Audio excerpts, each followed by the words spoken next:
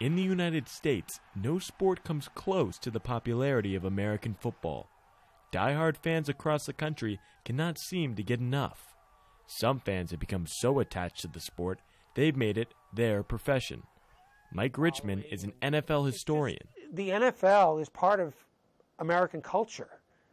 It's really come to that. And you've got the violence, the competition, the athleticism, which just keeps getting better and better, and people love it. They watch these guys on the field and they say, hey, I can't do that stuff, and I am just so amazed at the way they play, and the hitting and all of that combined just has really elevated that sport to a unprecedented level of popularity in this country.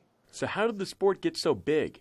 While the NFL has a rich history that stretches back to 1920, Richmond says it was the 1958 NFL Championship game, the first high-profile game to go into overtime, that really put American football in the television spotlight.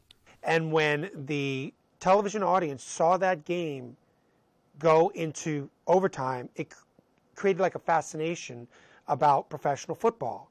And it created like a marriage between pro football and television. The Professional Football Researchers Association says football was made for TV.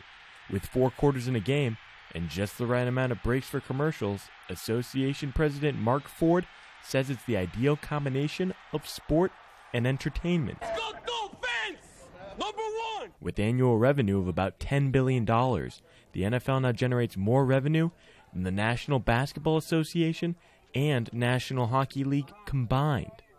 Half of the NFL's revenue comes from broadcast rights. By 2027, the NFL projects annual revenue of $25 billion.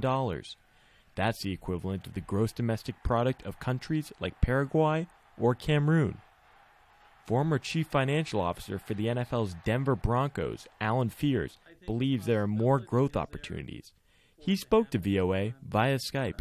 It's going to take a lot of things coming together, and for the teams in the league to be able to exploit all kinds of various revenue streams, and some that probably no one has even conceived of yet. But 10 years ago, who would have thought about smartphones and NFL Network and those kinds of things? So the opportunity is there. It just needs to be acted upon and exploited. Forbes magazine says the future looks bright for the NFL. Currently, the league's 32 franchises are among the world's 50 most valuable sports teams, making the sky the limit for this lucrative sports enterprise that has become an important part of American culture. Andrew Saba for VOA News, Washington.